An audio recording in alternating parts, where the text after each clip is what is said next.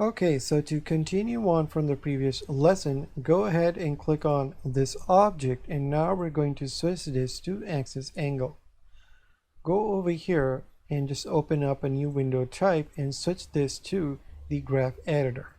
Now, of course, we don't have any data for the axis angle, so if we scrub with our left mouse button on the timeline, the object is not going to rotate.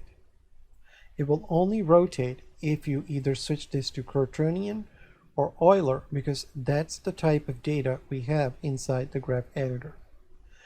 So go ahead and click this over here and go to frame 1 and press the I key and capture the rotation.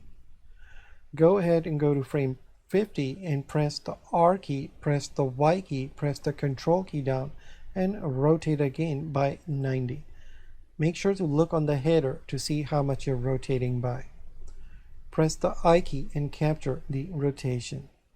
Now go ahead and put this on frame 100. I'm going to do shift middle mouse button to pan a bit.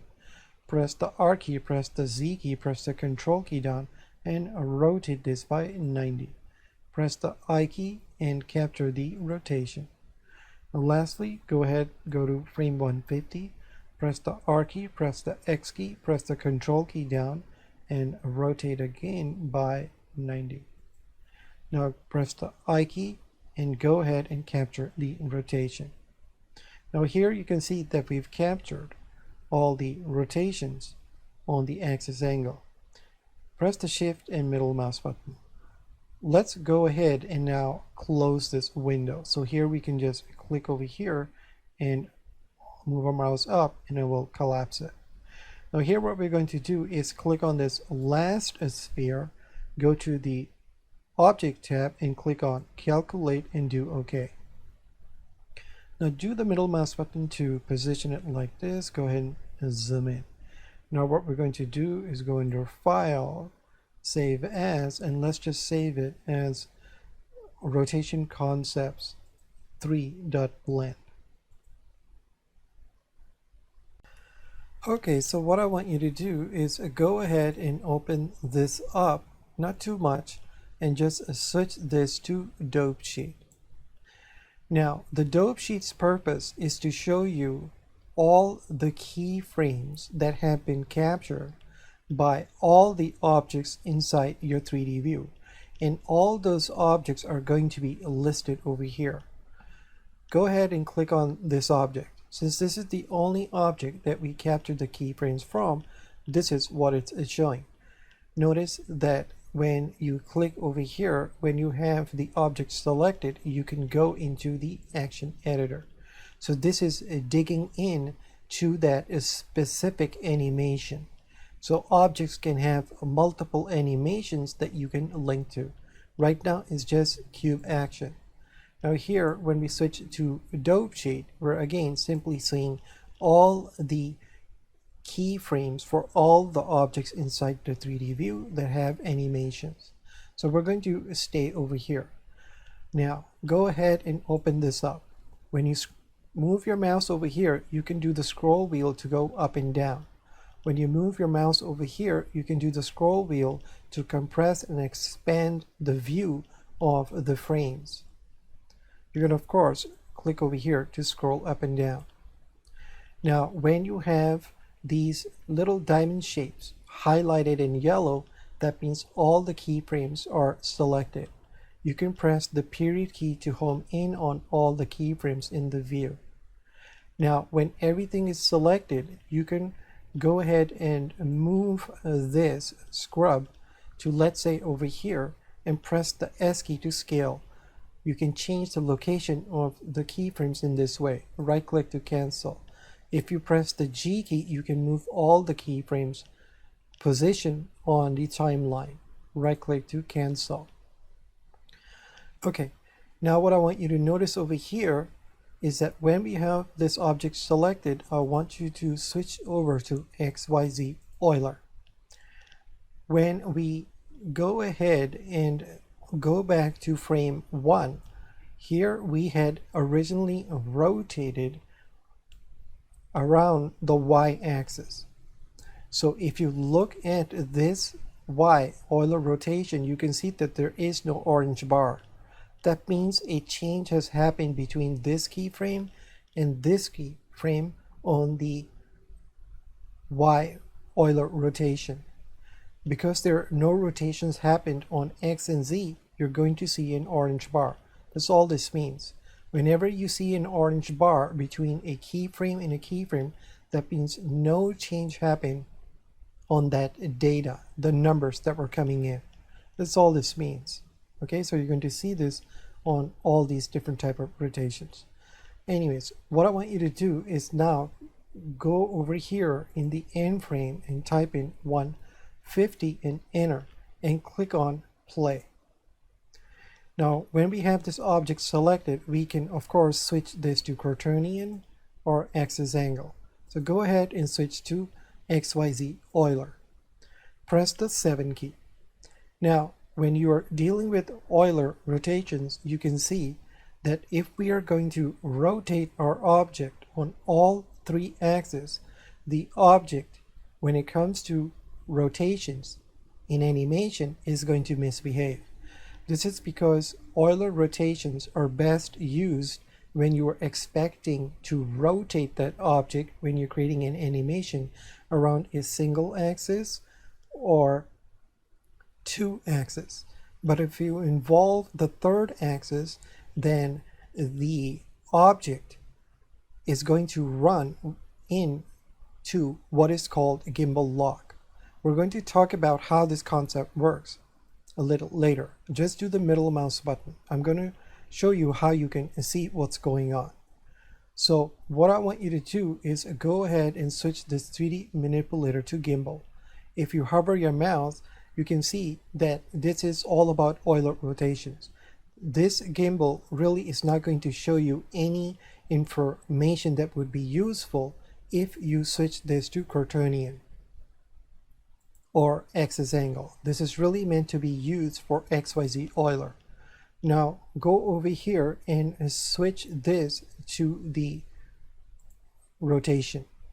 So here you can see that when we are dealing with Euler rotations, we're going to be dealing with a ring-based system. So the reason the object is misbehaving, if we click on pause over here, you can see that originally when the object rotates, it's taking the X ring with it. You can go under File, User Preference, go to Interface. Just remember this number 75. Just go ahead and make this a little bigger. You can see that when the Y, when we rotate this Y around the Y axis, it took the X ring with it. This means we lost a rotational axis. So now when we rotate it on the Z, and then when we try to rotate this object up, there is no axis to rotate around to bring this object back up to the way it is. So here what Blender's doing is quickly trying to align this ring-based system so the object aligns correctly. So this is why the object misbehaves in this way when you're using Euler rotations. We're going to look at this in a bit more detail a little later. I just want you to first get an idea of why this is happening. Okay? Now over here, again, this is not really going to do anything when we have this on gimbal, but go ahead and just switch to quaternion. When we are dealing with quaternions, you can see that the object behaves very nicely. Okay? Now, when we are dealing with quaternions, these values over here are not going to make sense right now. So the way quaternions work is it's actually based on a spike that is driven through the origin point of your object, and your object's interpolation between these rotations is done through this spike. This is what this information is talking about. You're not going to see this visually, and Blender does not have anything over here that will expose this. We're going to learn how to expose this spike. When you are dealing with axis angle, it's going to be the same concept. We're going to be exposing the spike that is used to interpolate between these different rotations between keyframe to keyframe. Anyways, go under File, User Preference, and over here just type in 75 and enter. Now go ahead and switch this off over here back to the way it was so it doesn't come in our way. Now what I want you to do is go ahead and switch this object to Euler and press the 7 key to go to your top view. Go ahead and click on Play. Now here, if we examine the outer ring, which is exposing the XYZ Euler rotation, we can clearly see that it's not giving us the right rotations when we're dealing with animation. When we look at this inner ring over here that represents quaternions, we can see that it's slightly misbehaving when the object comes over here and tries to rotate back up. When we go ahead and switch this to quaternion, we can see how the object is going to behave. See, it only misbehaves slightly. Now when we switch this to axis angle, which is the last ring over here, you can see that the object misbehaves over here in this area, but it seems to work fine. Okay, so what I want you to do is go ahead and do the middle mouse button and go ahead and just zoom into this area. You can see that when an object approaches a keyframe location, it eases in. You can see that it's slowing down. See how it slows down over here? And then when it starts its rotation, you can see that it kind of pauses. So it's easing out. This is what is called SLIRP, spherical linear interpolation. So by default, this is how all objects are going to behave no matter what type of rotation that you are using. Now we can change this by simply hovering our mouse over here and pressing the T key. So by default, this is a SLIRP. Blender just calls it Bezier. Now the other type of rotation that we can use is called LIRP, which is linear interpolation. Go ahead and click this. Now you will see that the object is going to behave a bit more robot-like. Okay, now because we've changed the interpolation to be linear, we of course have to update these motion paths. So go ahead and click on pause. Now first go ahead and switch this to XYZ Euler on this object. I'm going to click on this sphere, go to the object tab and click on update. You'll see that it's going to change. You will notice that we are no longer getting the ease in and ease out if you examine this ring. Go ahead and click on this object and now switch this to quaternion. Go ahead and click on this second sphere and now do update. Go ahead and click on this object and now change this to axis angle. Go ahead and click on this sphere and click on update. Now go ahead and click on play. Now go ahead and click on this object and switch again to XYZ Euler. So you can see that when we are using a linear interpolation, we get a much more cleaner movement, but again, when we're using the XYZ Euler, it still misbehaves when it loses its ring of rotation. Now, when we switch this to quaternion, you can see that this is the animation that we really wanted. So quaternions are really going to always give you the best animations when it comes to rotating around all three axes, right? We're talking about sophisticated animations. Now press the 7 key.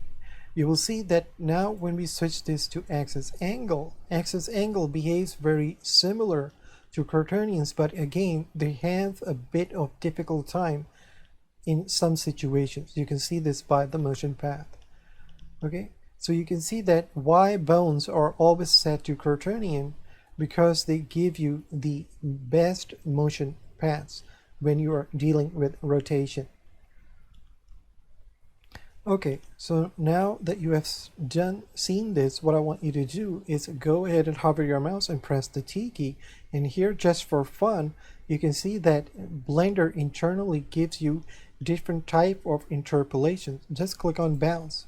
Now you will see that between keyframe to keyframe, you can change the behavior of this object. Okay, so just press the T key. Now you can spend some time and experiment with this. I'm just going to switch this back to linear. Let's go ahead and click on pause over here. And what we're going to do now is go ahead and switch this to the graph editor. Now this is going to bring up a pretty important topic when you're dealing with rotations. And it has to do with what type of data are you planning to work with when you are going to be rotating your object and creating animations. So if you think about it, because the XYZ Euler rotation is a lot simpler to understand, this would be a good candidate of the rotation mode type to use on the knee joint, the elbow joint, and the finger joints, right? Because it would be pointless to do quaternions, because those type of joints are really just going to be rotating around a single axis or two axes when it comes to the fingers. But it doesn't really matter if you set the, let's say, the knee joint to quaternion. You can still lock it to that single axis, but this simply means that you're going to be working with a much more complex data type. So as you can see that we can of course change these rotation modes at any time after we've created the animation, right? But if we do that, we are not able to latch on to the original rotations. So you saw that when we created the rotation using the Euler angles, when we switched to quaternions, we couldn't latch on to the Euler. This means that we have to create the rotation again. So this means that when you are creating your rigging systems, it is only through experience that you will learn which is the best rotation type to use. Now, when we are dealing with bones, you're going to see that we're going to leave all the deformed bones to quaternion. And when we're working with non-deformed bones, this is where we will get to select which type of rotation mode that we want to use, because it is going to be the non-deformed bones that you will be working with in the graph editor. Now here you can press the period key just like before to see what the graph editor is showing, right? Again, over here you can see that when it comes to the graph editor, it's the same thing. How much a rotation is happening on the Y Euler rotation, and these are your frame numbers. You can zoom in and out, and of course you have to click on this keyframe. So what I want you to do is go ahead under File, do Save As, and save this as rotation concepts 4.blend. So I'll see you in the next lesson.